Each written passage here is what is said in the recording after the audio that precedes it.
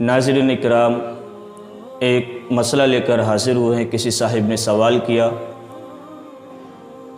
और वो मसला आप लोगों के नज़रों के सामने इंशाअल्लाह पेश करने की कोशिश करूँगा।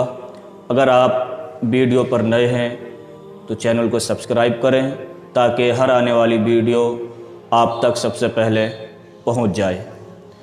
आइए, मसला क्या है कि ज़ोहर में और असर में, इशा में और फजर में जो सुन्नतें होती हैं, यानी कि ज़ोहर में 4 फ़र्ज़ से पहले जो सुन्नतें होती हैं उनको कब पढ़ना चाहिए, और असर में जो 4 सुन्नतें हैं अगर वो छूट जाएं तो उनको कब पढ़ना चाहिए, इशा में जो 4 सुन्नतें हैं अगर वो छूट जाए तो उनको कब पढ़ना चाहिए, और फजर में फ़र्ज़ नमाज से पहले जो 2 सुन्नतें हैं उनको कब पढ़ना चाहिए। आइए इसको तफसील के साथ सुनते हैं ताकि आप लोगों के इल्म में इजाफ़ा हो जाए। मिसाल के तौर पर हम ज़ोहर की नमाज़ पढ़ते हैं तो फ़र्ज़ नमाज से पहले जो 4 सुन्नतें हैं वो सुन्नतें मुअक्किदा हैं। अगर आप जमात से पहले मस्जिद के अंदर पहुंच जाएं तो वो 4 सुन्नतें ज़रूर पढ़ लीजिएगा। अगर आप उस वक्त पहुँचे कि जिस वक्त जमात खड़ी है तो आप जमात में शरीक हो जाएं, मगर अब जब 4 फ़र्ज़ से पहले जो 4 सुन्नतें मुअक्किदा हैं वो छूट गई तो हम किस वक्त पढ़ें। आइए सुनते हैं कि वो 4 सुन्नतें जो छूट गई थी तो उलमा इकराम का कहना है कि 4 फ़र्ज़ के बाद में जो 2 सुन्नतें पढ़ी जाती हैं उनको पढ़े पहले, फिर जो 4 सुन्नतें हमारी छूट गई थी उनको पढ़ ले, इसकी इजाज़त है। अब असर की नमाज में जो 4 सुन्नतें हैं वो गैर मुअक्किदा हैं, यानी कि फ़र्ज़ नमाज से पहले जो 4 सुन्नतें हैं वो गैर मुअक्किदा हैं। अगर आप मस्जिद के अंदर जमात से पहले पहुंच जाएं तो 4 सुन्नतें गैर मुअक्किदा को पढ़ लेना अफजल है, बेहतर है, मुस्तहब है। अगर आप पढ़ लेंगे तो आपको इसका सवाब मिलेगा, और अगर आप नहीं पढ़ेंगे तो इसका सवाब आपको नहीं मिलेगा और ना ही आप पर कोई एताब होगा। अब मसला ये है कि अगर वो छूट जाएं तो कब पढ़ना चाहिए, है ना। तो अब वो अगर हमारी 4 सुन्नतें जो फ़र्ज़ नमाज से पहले जो 4 सुन्नतें हैं वो गैर मुअक्किदा हैं, और फ़र्ज़ नमाज के बाद में, असर के बाद में अगर हम उसको पढ़ते हैं तो असर की नमाज के बाद में नफिल नमाज पढ़ना क्या है, वो मकरूह है। तो अगर आप ये 4 सुन्नतें अगर आप पढ़ेंगे, इसकी इजाज़त नहीं है, और वो आप अगर पढ़ेंगे तो वो आपकी सुन्नत नहीं कहलाई जाएगी बल्कि वो नफिल नमाज कहलाई जाएगी। अब इशा में जो 4 फ़र्ज़ से पहले 4 सुन्नतें हैं वो भी क्या है, गैर मुअक्किदा है, मगर इसका मसला अलग है। आइए सुनते हैं। अगर आप मस्जिद के अंदर पहुंच जाएं तो वक्त पर वो नमाज 4 सुन्नतें गैर मुअक्किदा जो है उनको अदा कर लीजिए।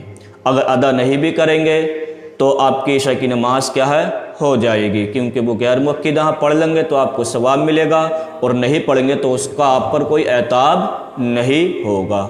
अगर वो छूट जाएं तो कब पढ़नी चाहिए, उलमा इकराम का कहना है फ़र्ज़ नमाज के बाद में पहले 2 सुन्नतें पढ़ें, फिर 3 वित्र पढ़ें। अगर आप चाहे जो फ़र्ज़ नमाज से पहले जो 4 सुन्नतें गैर मुअक्किदा थी वो छूट गई हमारी, तो अगर आप चाहे वित्र नमाज के बाद में वो 4 सुन्नतें पढ़ लेना चाहिए, क्योंकि उस वक्त में जो है इशा का वक्त काफ़ी लंबा रहता है, काफ़ी अरसा रहता है, और इशा की नमाज के बाद में नफिल नमाज पढ़ना क्या है, जायज़ है।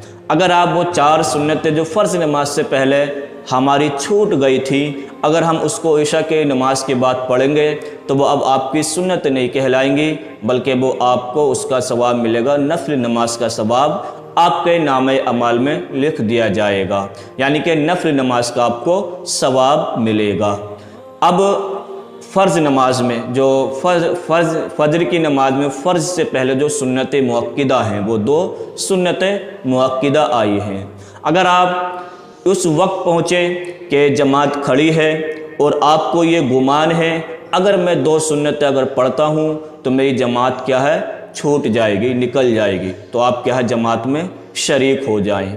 और अगर आप उस वक्त आए कि जमात आपके सामने खड़ी है اور آپ کو یہ گمان ہے کہ اگر میں 2 سنتیں جو ہیں فجر کے اندر ان کو پڑھوں گا تو مجھے قاعدہ مل جائے گا، تو پہلے آپ کیا ہے 2 سنتیں ادا کر لیجئے۔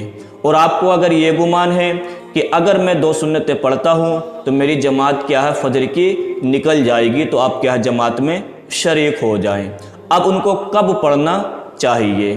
تو یہ آیا ہے روایتوں کے اندر کہ فجر کی نماز کے بعد میں جو طلوع آفتاب جو ہوتا ہے، یعنی کہ 20 منٹ کا جو وقت رہتا ہے، تو اس وقت میں جو ہے نماز پڑھنا کیا ہے مکروہ ہے، اس وقت میں نماز نہیں پڑھ سکتے۔